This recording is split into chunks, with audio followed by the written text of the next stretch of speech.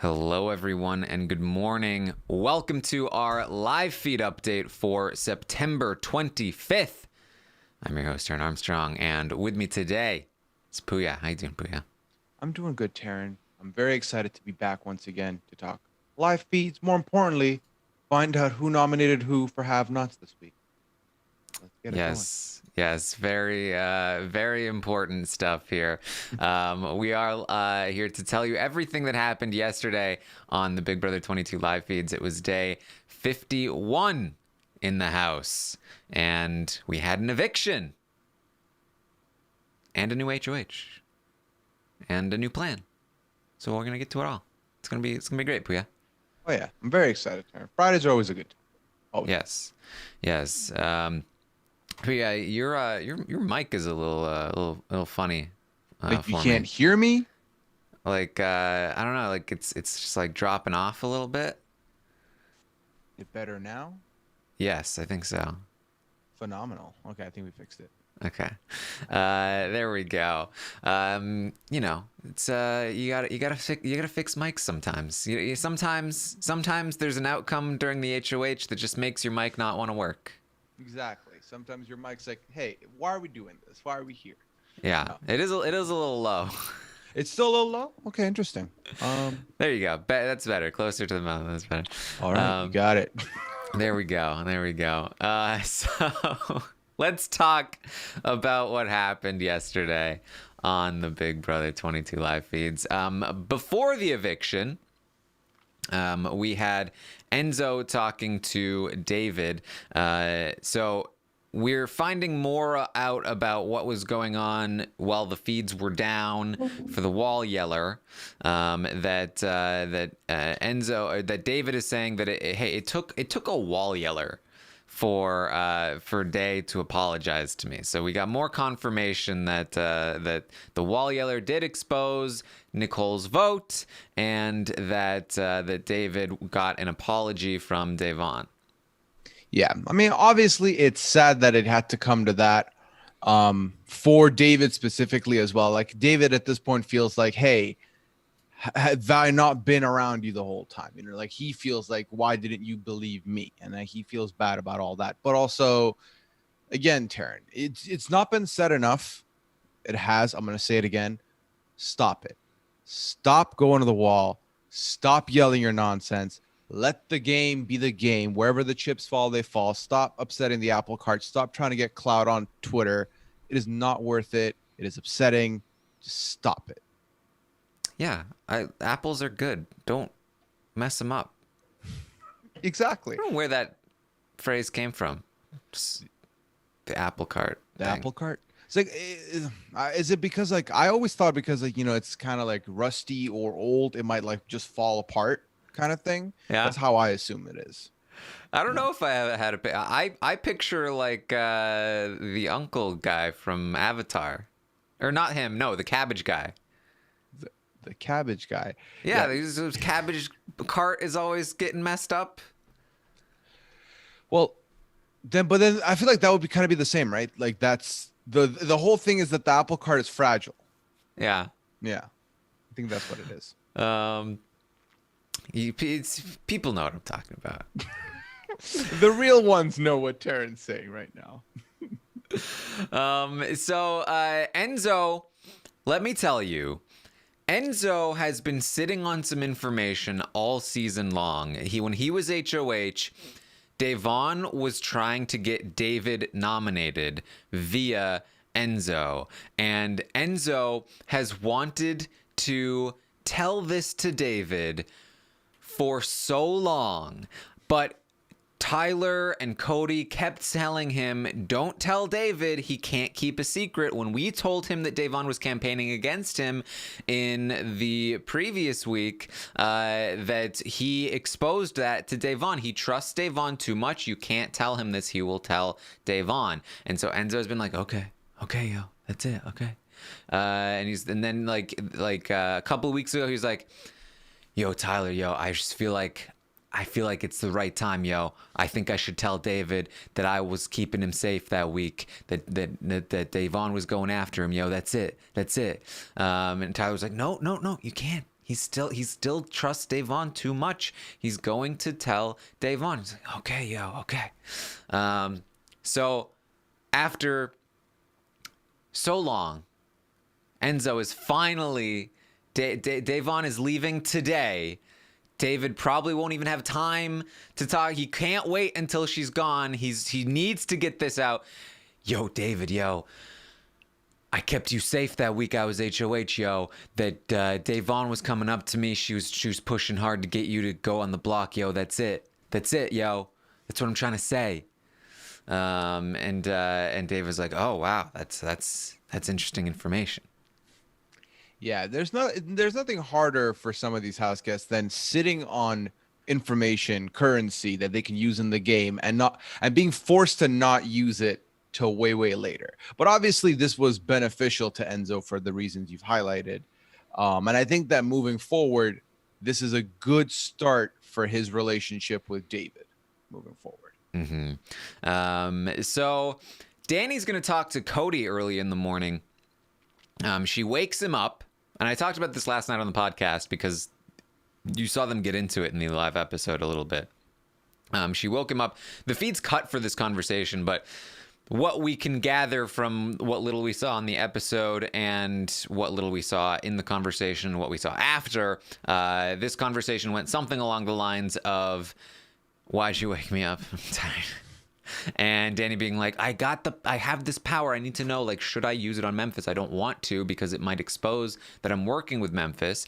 And Cody being like, I mean, you got to use it on Memphis. I mean, if Kevin or David win this HOH, we're in trouble. So we have to have as many numbers as possible. Yeah, but it's going to expose me, Cody. That's so annoying. Oh my God. Why do I need to do this for the Alliance all the time? I'm always doing things for the Alliance and never for me.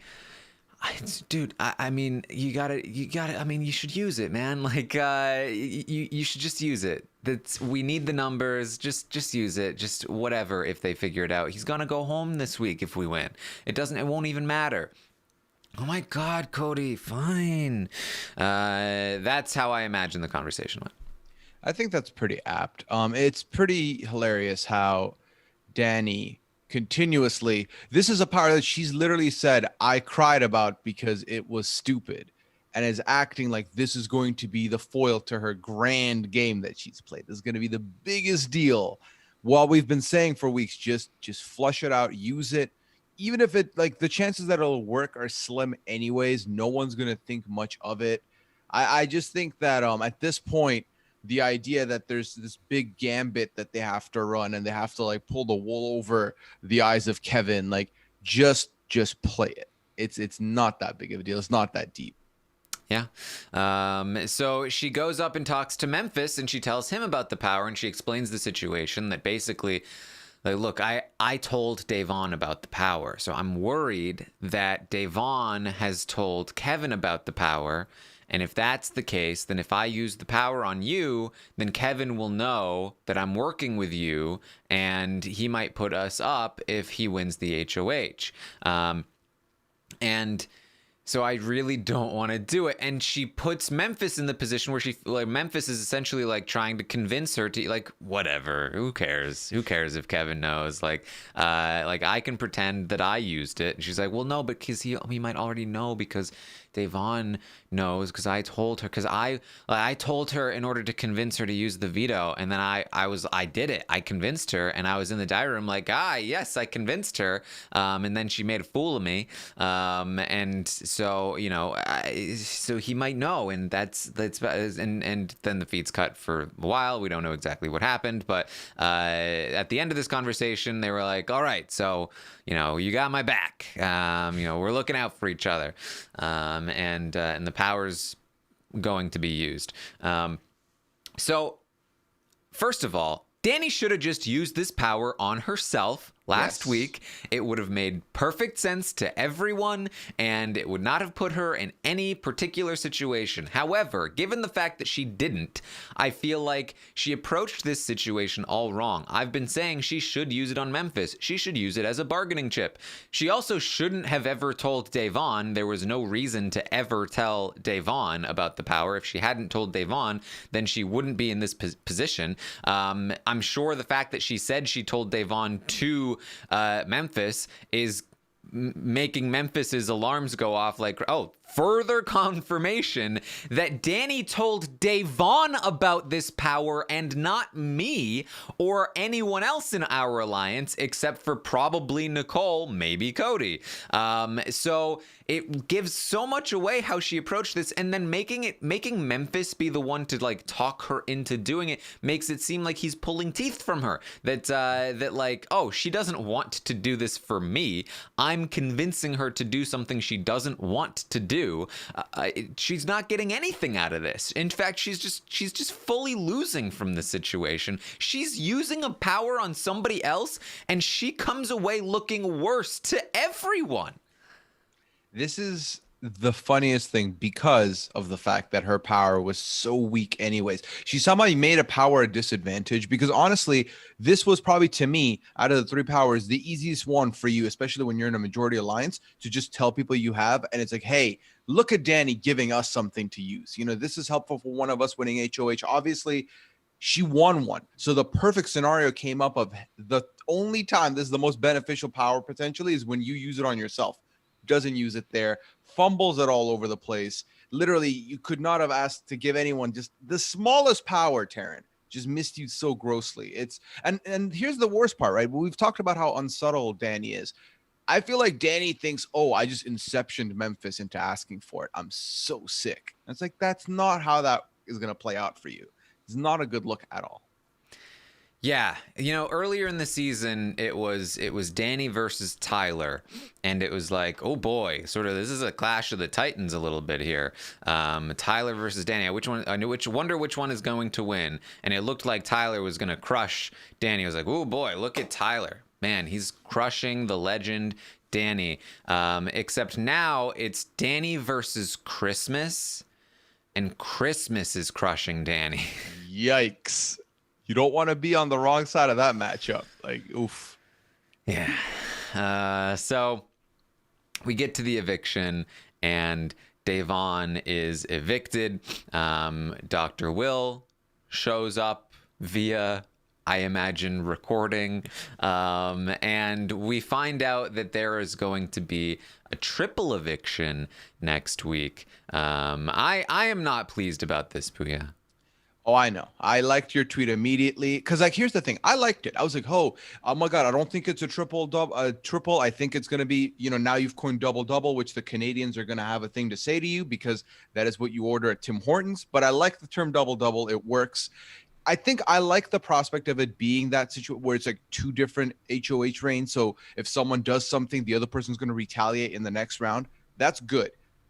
However, I saw your tweet about people moving forward being like, we gotta like not do that for the triple. That ruins everything for me. That soured me on it completely. I do not, because I know how irritating it is when BB can't seasons happen and we have to talk about how they're avoiding doing things for that. So not ideal, not loving it.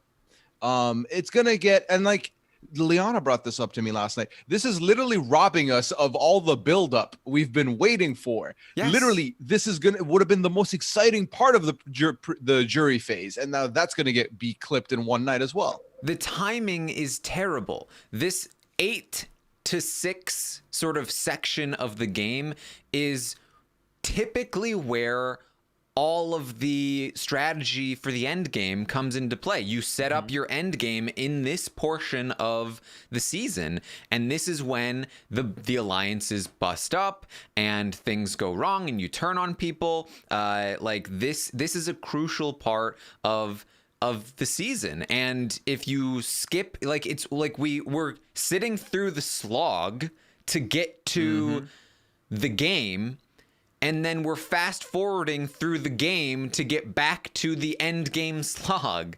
Like, these are two of the best weeks of Big Brother. Like historically, these have been great weeks. Like, let me just give you a couple of examples Go through history. Ninth place, 8th place, 7th place people. Big Brother 4, the week that Allison wins HOH, goes on a power trip, takes out Dana, followed by Nathan leaving the next week, regretting his decision to use the veto on Allison, followed by Justin leaving the following week. Those 3 evictions. Big Brother 6, Rachel and James. James finally ending his veto king status in Big Brother 6. Big Brother 8, Dustin, followed by Jen, and then Amber were these 3 that we would have lost the Jen and Amber evictions that season. Big Brother 10, Libra, April, Michelle.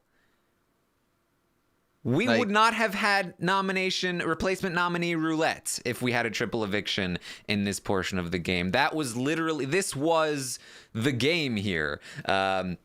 In Big Brother 10. Big Brother 11, Lydia and Russell would have ended up in that spot, minus the Shima incident. And then, of course, the Jesse eviction prior to that. We would have lost legendary Kathy's eviction with the Diamond Power veto, followed by Matt Hoffman. They would have just gone back to back. Big Brother 13, Danielle would have been lost there. Just a little known event that happened in Big Brother 14. Dan's funeral would never have happened if there was a triple eviction in Big Brother 14, because it would have been during a triple eviction, and it all just would have happened very quickly. So that would have been unfortunate.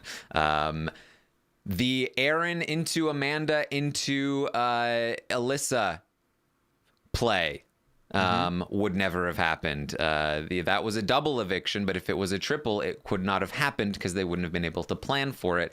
That wouldn't have happened. Big Brother 15. The Polly eviction would have been the Polly into Michelle eviction would have been just all over the place. Taco Tuesday last season would never have happened if not for if there was a triple eviction.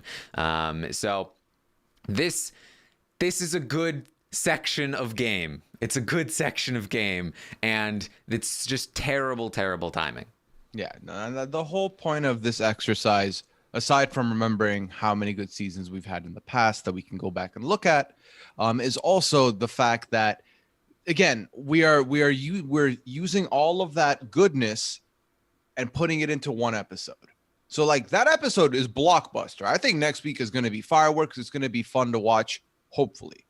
But moving forward in history now, those legendary moves are going to be a little bit harder to convince someone to do because they're going to be a little bit scared to move forward with it. Like, I don't know, the triple might be looming. I can't be doing anything like that. Or, this, and like I see it, I see the argument of like, well, maybe it just fast forwards us through the inevitable, which is going to be the Kevin go and the David go and like the obvious suspects, maybe.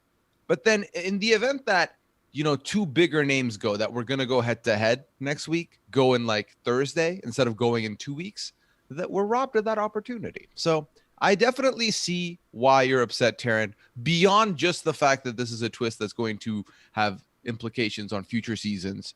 It will rob us of a little bit of history too. Again, we the whole wait for the Civil War, we've talked about how you're into this season because you're into that part of it. So for you to not get that potentially, and for it to maybe even be gone by Friday when we talk about it, that's sad. It is sad. It is sad. And so that's where we are. And as you brought up the tweet that I mentioned, I believe the reason Big Brother Canada has not done the triple eviction too often is because they have to have, like, they watch their own show, right? They see the players on the feeds constantly talk about, we can't make the move, we have to wait for the triple, we have to wait for the triple, we have to wait for the triple, because it's such a big moment in the show, in the game, that you have to, you basically, you have to play your entire game in preparation for that one moment. because it's such a big moment.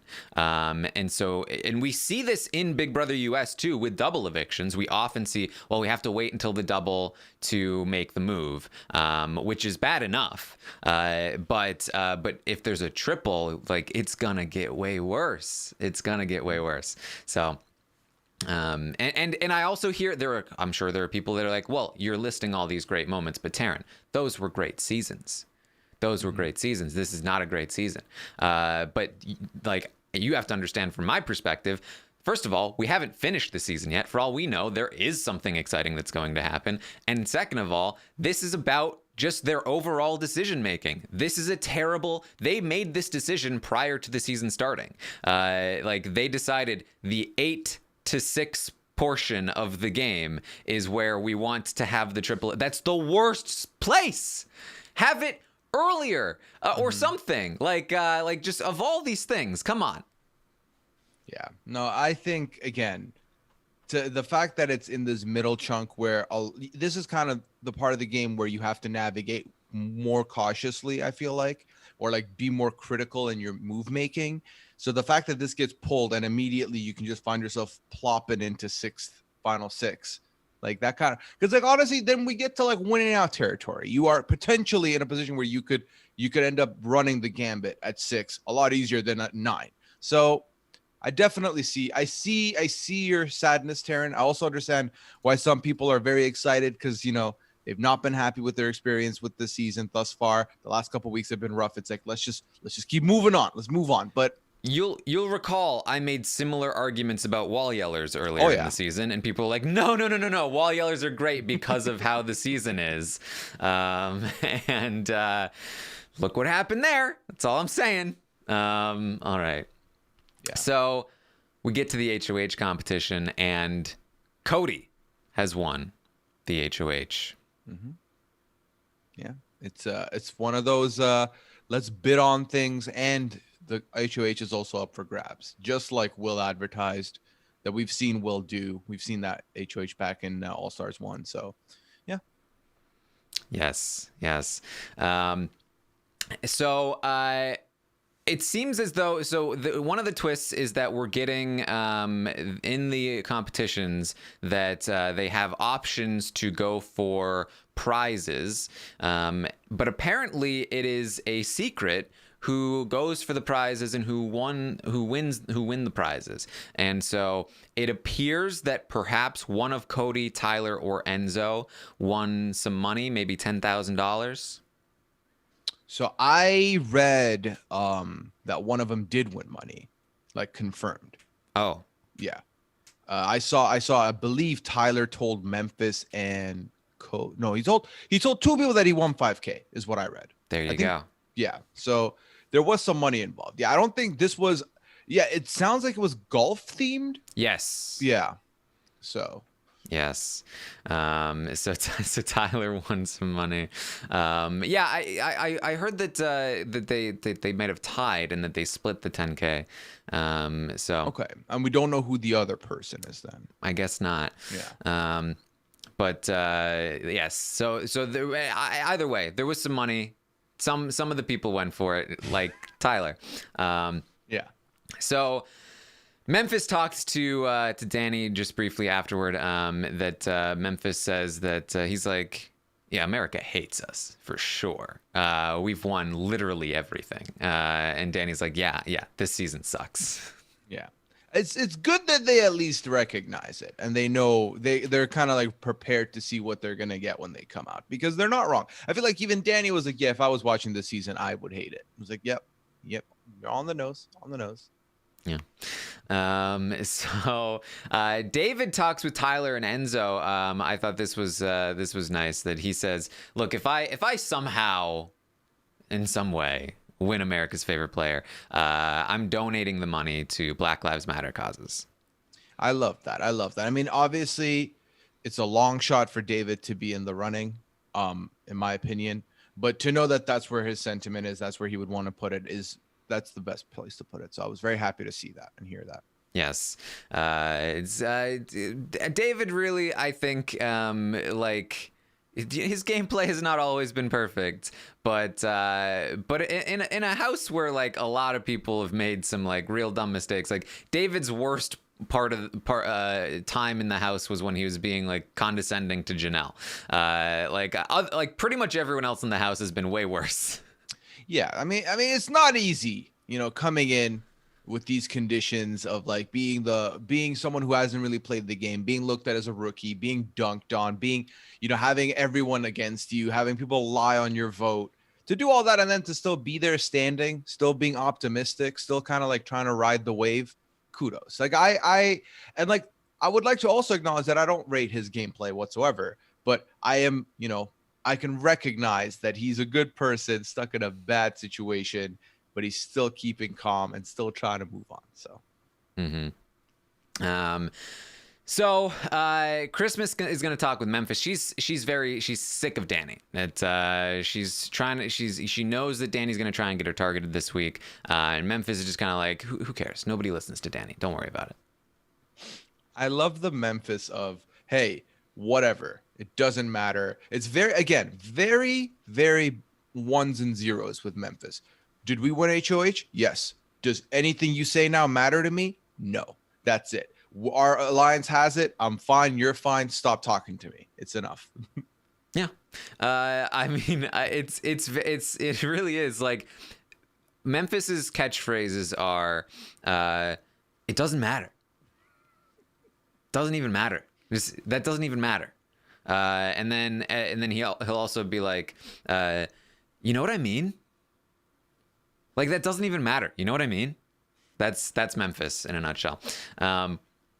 So Christmas is going to talk with Cody and Tyler about picking have-nots. They want Christmas to pick Kevin as a have-not because they plan on evicting Kevin. And if they evict another have-not, then another one's gone.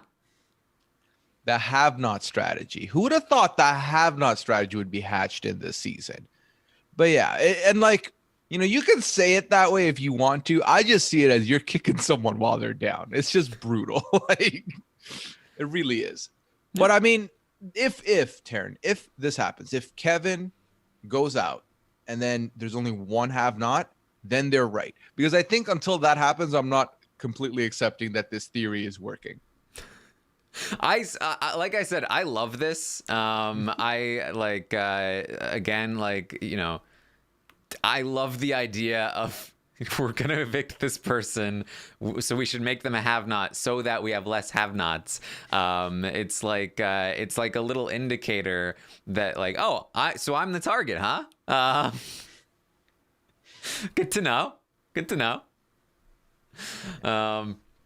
So there's really not a ton else that goes on in the night, but Cody, Enzo, Dani, and Nicole are up in the HOH room talking. They are discussing the nominations. It's obviously going to be David and Kevin. Obviously, as well, the veto needs to be won because there's nobody yet left to put up that is not going to be mad about being put up as a pawn. And Dani in this conversation, incredibly unsubtle. Well, have you seen Christmas? She's like so mad. She's like so annoyed that you won, Cody. Like, wow. Like, whew, oh boy. And Enzo's like, I think she's mad she lost. Like, oh, no, Enzo. No. She's mad that Cody won. Can you believe that, Cody? And Nicole's like, no, it was definitely because she lost. She was talking to me about it. And he's like, no. She's so bothered, Cody. Cody, she's so mad. Dani reminds me of those instigators in high school. It's like someone will be like, Puya, you're stupid. And then they'll be like, oh, he said your mom's built like a cupcake. And it's like, where did that come from? What are you talking about? And it's like, obviously, you're trying to get us to fight. So it's very, again, unsubtlety is key when describing Dani. I'm telling you. Where does that come from? Your mom's built like a cupcake. Yeah, I mean, that's how it is. It really, I mean, it's like, built like a cupcake, built like pudding, built like a bowl of oatmeal. Like there's so many different things kids say just to get you riled up, and they just throw your mom in there to really like sweeten the anger. Okay. Yeah. There was a period of time in like middle school, high school, I don't remember, that we made a campaign to try and change it to your dad instead. Like just make it an even situation. It's like Yeah. enough Just mom equality, slander. guys. Yeah. So anyway, Christmas is talking to the cameras that she was in bed. She gets out, talks, and goes to the love room, and she talks to the cameras. She's sobbing. She's having a tough time. She is upset that she lost. She's not necessarily mad that Cody won. Right. She's mad that she didn't win because she really wanted to go after Dani this week. She was ready. She was ready to have that moment, and that's been plucked away from her at this point. Yes, she says, I hate these people. I don't want to be in this alliance anymore. I really wanted to win because I wanted to make this move. And she's sobbing. Full on. Yeah. She misses her family. She says that this I found very interesting. She says, I hope Memphis comes through and we make it to the final two together. I can't have Dani getting further than me. So she wants to get to the final two with Memphis. Like, I think when she says in the diary, I'm still loyal to Tyler, it's because she's a loyal person, guys. Mm-hmm. But I think in her mind, she expects that Tyler's going to get clipped off somewhere, and she's really putting the money in the Memphis basket. Yeah, like I don't doubt that should Tyler be making it closer and closer to the end, she would honor that. I would want to go with him. I think it's 100% what you're saying. I think she sees Tyler's credibility being shot a little bit in this house. I think she sees Tyler being talked about, Tyler potentially being someone that will leave. So her contingency plan, all the other eggs are in the Memphis basket at this point. And I think that's not a bad landing spot for her. Now, I don't know. I mean, I do know at this point, I would, if I'm looking at it, would Memphis win if they were at the end together? I don't know. Yeah, it's a little bit up in the air. It's hard to decide. Memphis is definitely like the right call for Christmas to go to the final two with. Like, if she has the choice between Tyler, Enzo, or Memphis, like Memphis is definitely the call. Which, like, you know, even that by itself, like, we know Memphis is choosing Enzo over Christmas, which is like, ugh.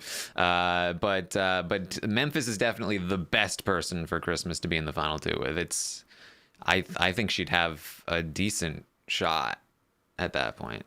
Yeah, I mean, a decent shot for Christmas. Everyone else, including us, loses. That would be a very hard finale photo for me to look at. But I mean, listen, we have a while to go. But I do think that her best shot is against Memphis if there's a shot there. So interesting stuff there from Christmas. She says she doesn't want David or Kevin to go this week. She wants it to be Dani. In the meantime, though, Cody is talking to Dani, and she's proposing that Christmas should go up on the block in case of a veto being used. And he's basically like, well, you know, maybe I could get Nicole to talk to her, feel her out. Like, if she's going to be mad about it, though, then I don't know. I don't know if I want to do it. And he's like, would you want to send her home? And she's like, I don't know. Like, she would, like, I don't know, maybe. Because, you know, you do still have Kevin and David in there. It might depend on who's up on the block. She should want Christmas to go. She doesn't realize how badly Christmas wants her out. Yeah, honestly.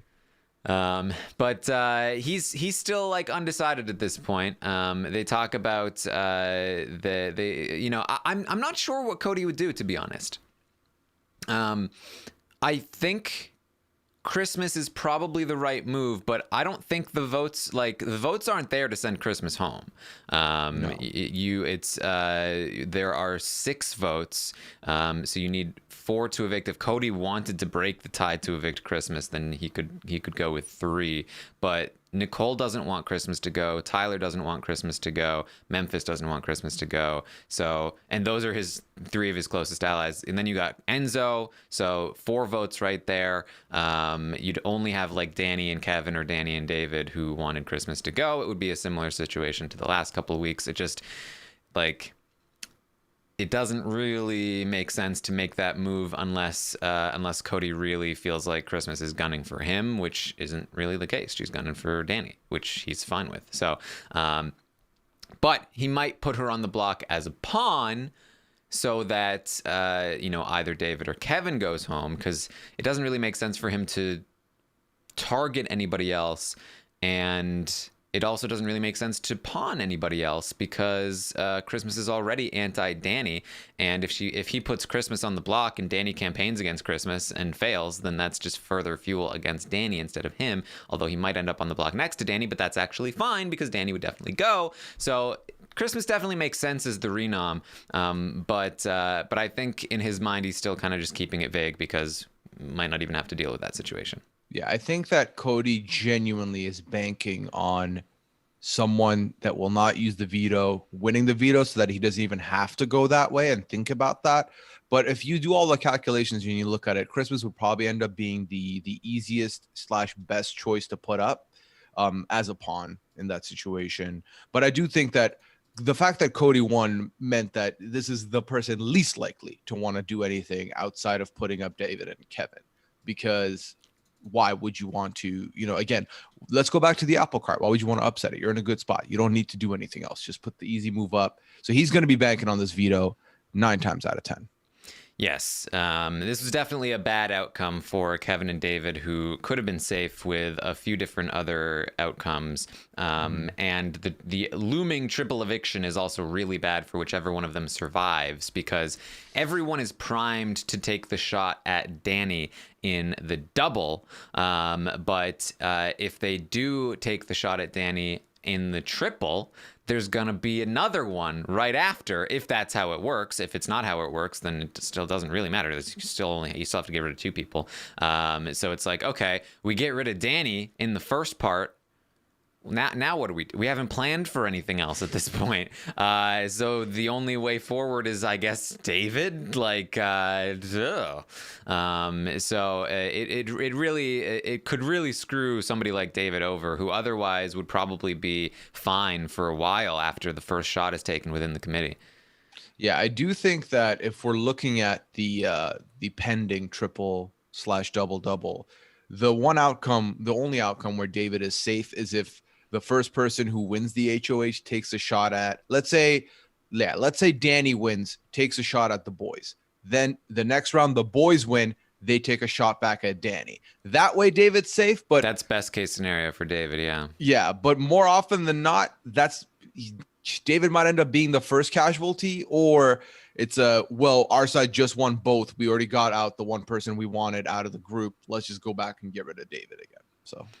Yeah, it's basically, unless if this week goes as planned and Kevin goes home, unless Dani wins the first part of the triple eviction, or the only part of the triple eviction, depending on how it works, I would definitely fear for David in the rest of it, because I think basically anyone else, especially since Cody isn't playing, would go for Dani. Maybe not Nicole. Nicole would probably take the shot at Tyler, but she also might want David gone. So she might just take out David and then leave it up to the next one. But I would definitely say Tyler's in some danger as of right now. Dani's in a ton of danger. David's in a ton of danger. Yeah, so we'll see. I mean, there's a long week to go. A lot could happen this week with a veto, but we'll see. We'll see what's going to happen here. I'm sure there's going to be plenty of analysis to be had for possible triple eviction outcomes. Oh yeah, and that's at least that's a silver lining, right? For a week that would have just been an easy week, now we're gonna get a ton of time and footage and thought process behind what could happen, who could go up. There's so many different combinations. So that's the silver lining for you, Taryn, if you're looking for one. Yes, and again, for as much as I think this is a bad idea, will not hesitate to enjoy what I can from it, which is that it will hopefully be an exciting moment, at least. That's what we've kind of experienced in Big Brother Canada, that it ends up as an exciting episode, an exciting moment. It just kind of makes everything around it. It like sucks up all the goodness into one spike, and then everything else is like, dry and barren. Which again, I'm sure people who are like, this season is already dry and barren, like, yeah, sure, but it unfortunately can infect future seasons as well. They talk about Dani and Cody. They talk about the votes. The votes for Devon to stay. And Dani is denying that she voted for Devon to stay. That she says, well, obviously Nicole voted that way because of jury management. But I did not. And he was like, and I thought for sure you did. And she was like, nope, wasn't me. Again, who's left? Who's left that this vote can be pinned on? David. Once we're back at it again with let's pin it on David. Pin the vote on the David. It's unfortunate. It's awful. So actually, you know what? I'm saying it's awful. Do you think this is a good move for Dani, or no? There's no way Cody does. There's no way Cody believes her. She has lied about her vote before, and she just lied about a vote last week. There's no way Cody believes her, and he's probably looking at her like, this woman really thinks I'm stupid. Yeah, it's insulting. And that's the thing. The Dani's unsubtlety also makes it seem like she assumes you're the stupidest person to fall for any of it. So no, it's not good. It's stupid. Yeah. So they also Dani thinks that they're talking about like who might go after who, because she mentions that Tyler is still someone to worry about, but she thinks that Memphis is going after Tyler based on her conversations with Memphis. She doesn't realize yet that Memphis is actually after her, and so the fact that Memphis is after Tyler is good because that's covered. Those angles are covered. Yeah, well, so that's where she sees it. Like she's a little bit concerned about Christmas because Memphis isn't after Christmas. She's not as concerned about Tyler as much anymore because she feels like Memphis is after Tyler. Right. When you assume that someone else is going to do some work for you, you tend to not look at that as part of your tasks anymore. It's like, well, I delegated that off my plate now. Misread though. Yeah. Misread. Nicole's going to talk with Enzo. They talk about how annoying Dani was up in the HOH room, so obviously trying to get Christmas out this week. Like, what is she doing? It's this, see, and these subtleties, Taryn, these little jabs that they're throwing, this is what we've been waiting for, right? This is the excitement. This is the buildup where these are the cracks that are starting to form. So if they all just get sorted within one night, not fun. But because I want those stabs to hurt. I want the blood to draw. I don't want it to be a quick fix, bada boom, it's down. So that's why I'm upset. However, this is kind of music to my ears to kind of hear the cracks start to form. Yes. They talk about how it's good that Christmas is going after Dani, which is good for us. Nicole says she hopes that Cody would make, like, if Cody wanted to make a move, hopefully he'd make a bigger one than Christmas this week. And I'm trying to think about like who she means by that. I have to imagine she means Memphis or Tyler. That she would prefer Cody go after one of them. Those are the two people she feels least comfortable with at the moment. And I think that obviously Tyler is somebody that she's worried about, but Tyler's going after Dani and she knows that. But but Memphis is close with Christmas, and she doesn't feel comfortable with Memphis either. So I do think that she could mean either one. That's why she was vague about it. Like, just a bigger one than Christmas, either Memphis or Tyler. Yeah, I think it could be either. If I had to pick one, I would assume Tyler, but I mean, it could be either. Then the fact is, you don't want to like name names at this point, so it makes sense. So that's kind of where they say. Nicole makes it very clear that like we're not gonna vote out Christmas. Like that's just we're obviously gonna. Enzo kind of wants Kevin and David both to stay in the game. He kind of feels like he can pick them up, and get them to go after Dani. But he doesn't really like. This is a situation again where like all of his other allies are gonna be like. I don't know about that. And I don't know if he's willing to drop Christmas for it, especially since he'd have to vote. Like, he's in a final 3 with Christmas. This might be Enzo just kind of fronting to Nicole to hide his final 3 with Christmas. Obviously, Enzo can't campaign or vote against Christmas without Memphis's okay, or he loses his final 2 with Memphis, which is just not worth it at this point to save Kevin or David. So, as I mentioned, really doesn't seem like the votes would be there unless something major changed for Christmas. Enzo is going to go and talk to Kevin, and Kevin's like, the girls are denying their votes again. Can you believe it? Kevin says that Day told him that Dani was throwing Cody under the bus last week. That Dani was talking some mad smack about Cody, and that Devon should like go against Cody and stuff like that. And Enzo's like, "Oh, you should tell Cody that, yo." And Kevin was like, "Oh, I'm nervous too because I feel like Dani's really close to Cody, and he might tell Dani." And she's obviously close to Christmas in Memphis too. Here's why I know this: Devon also told me that Dani had a power to allow an HOH to compete again, and she just used it on Memphis. Dani has been playing us this whole time. She's obviously aligned, like Dani's exact scenario plays out exactly how she thought it would. Yeah. Again, when we talk misplay of your power, this is it.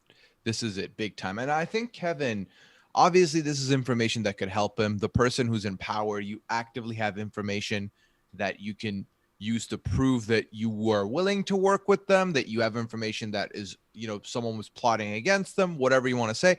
But we've seen time and time again this season, Kevin is not the type of person to play from the front, to play early. Kevin needs to sit on the block and sulk for 3 days and then maybe consider using this information. I don't think this is going to go anywhere for Kevin. Yeah. That's basically the day here. So again, the plan for the week is going to be Kevin and David. Kevin is the target. If one of Kevin or David win, and I think their chances to win will be slightly higher than normal because there are prizes. Somebody like Enzo, I fully believe, will gun for prizes if he's in the veto. Even Tyler might feel comfortable gunning for prizes if he's playing in the veto. Like, what does Tyler need another veto win for? Tyler's not the one that's going to be sitting on the block if somebody comes down. So although we might hear Cody be like, hey, you go for prizes in this veto. You don't. Only the people who played in the veto are eligible for pawn status. If somebody comes, that's actually a good strategy, I think. Yeah, I think saying that would help. Yeah. So who knows? But if one of David or Kevin come down, I think if David comes down, we'd probably see Christmas go up and Kevin go home easy. If Kevin comes down, we might see a push for Dani to go up and for Dani to go home. It is possible that we see that push. I do think there's a non-zero chance that Dani could be leaving this time next Thursday. But I don't think it's super likely. But look, if Christmas, Memphis, Tyler, and Enzo are all going to Cody, like, come on, man. Are we really going to take out David? Let's just get rid of Dani right here, right now. Nicole's not going to stand in the way. I don't know if Cody feels like it's worth taking a stand. I don't know. It's possible. But look, don't expect it. We're probably going to see Kevin leave. Right. Like, let's not get too excited because most likely it's not going to come to that. But there is a chance. And that's a thing you can hang your hat on. But here's the thing. So we know confirmed it's Otev, this veto. I believe that I didn't hear it myself on the episode, but we talked about it last night, and apparently other people did. So yeah, I didn't go back to check, but I'm pretty sure people are saying it's Otev. Yeah. So if it's Otev and it's there's prizes involved. I'm curious because I'm curious if it still follows the traditional Otev, format. But then where do the prizes come in? Are the prizes kind of like instead of taking like the name of Davon, who was the answer, you take like the washer dryer combo like package and you bring that to Otev? I'm not sure. So we'll see how that plays out too. So what happened, I think, in this HOH is that they had a few shots, like 3 shots or something. Okay. And you could go for like the HOH holes, or you could go for prize holes. And so it was possible to get, an HOH score and then also go for prizes. Right. Do both. So I guess my guess would be in Otev is that like there are your usual answers, and then there are also prize answers that you find, right? Like one of them will say Caitlin all or whatever, and one of them will say, portable DVD player. That was what they gave away in like Big Brother 2. Yeah. And or like $5,000. And so my guess is that you'd be able to grab the real answer, and then if you think you have time, try to find some prize answers as well. You bring them up, you throw them all in, and that's how you can get prizes. Okay.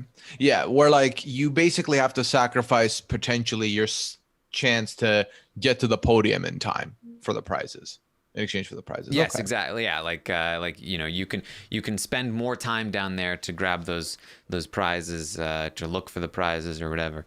But we'll see. I mean, it would be very public versus the private sort of version in the HOH apparently. So yeah, that might really discourage people, especially if Cody's like, hey guys, come on, don't put me in the spot where I have to put up a pawn. He'd be pissed. So we'll see. We shall see. Anything else you want to bring up, Puya? Not falling for this trap. This is not happening this week. No, honestly, there isn't anything to talk about really. In looking at everything, what's it called? Kevin obviously is a little bit mad at Christmas for picking him for Have Not, because his whole thing is you were mad that you didn't get a heads up and then you didn't give me a heads up. That's hypocritical. So if Kevin stayed, he would throw it back to Christmas. So I'm like, even if anything, for like multiple reasons, but I kind of want to see Kevin stay just to do that. It'd be a fun jab, but also with the triple coming, maybe they just abolish Have Nots altogether after this. Who knows? That's one thing. And then Enzo volunteered for Cody to put him up just so that Enzo could eat different. Yeah. He's been eating too much. Yeah. So, yeah. I mean, put yourself on a forced diet. Boom. You're ready to go. I mean, I think it's a little risky for Enzo considering his problems. Yes. But we'll see. Hopefully he's going to be all right. Fingers crossed for Enzo. Yeah. All right. Well, that's what we have for you today. Again, not too much to update overnight, but I'm sure there's going to be plenty to talk about for tomorrow, talking about everything that happens today on the Big Brother 22 live feeds, and we will be live tomorrow at 11 a.m. Eastern to talk about all of that. We'll see. Cody's probably going to talk to people. We're probably going to figure out what his actual plans are for a renom. We know that he just humors Dani when he talks to her, so we haven't really gotten a full sense of what he actually might do. And even in the conversation with Dani, he was like pretty hesitant on Christmas as a renom, so it's possible that that's not even his plan at all, and that it might actually be Dani, for all we know, as of right now already. So we'll have to wait and see about that. Yeah, that's what we've got for you. Tomorrow we'll have a roundtable, a Legacy Watch roundtable. We'll check out how people are doing with their legacies, and then Sunday we're gonna have an episode recap. So check all of that out. Puya, what are you up to? So I am doing a couple of things, juggling a couple balls out here. I've got the Masked Singer podcast back and running. Season 4 started this week officially. So episode 1 is already out there. Me and Liana got together and talked about all the nonsense there. I was fired up. Please check it out. Also, 90 Day Fiancé, the finale of Happily Ever After wrapped up, but they're doing a 3-part tell-all. So like the reunion is 3 episodes long, and that's going to be the next 3 weeks. I've got a couple great guests planned for that. You might know one of them. You might have podcasted with one of them last night. So spoiler alert there. Otherwise, I'm doing my Twitch thing. You know, I'm doing my late night streams on Friday. So check that out, twitch.tv/Puyaism. And then Twitter, Instagram, Puyaism, if you're trying to find me on social media, saying what I feel when I feel it. All right. You can, of course, find me on Twitter at ArmstrongTaryn or on Twitch, twitch.tv/Taryn Armstrong. Thanks again for joining us today. I'll see you next time.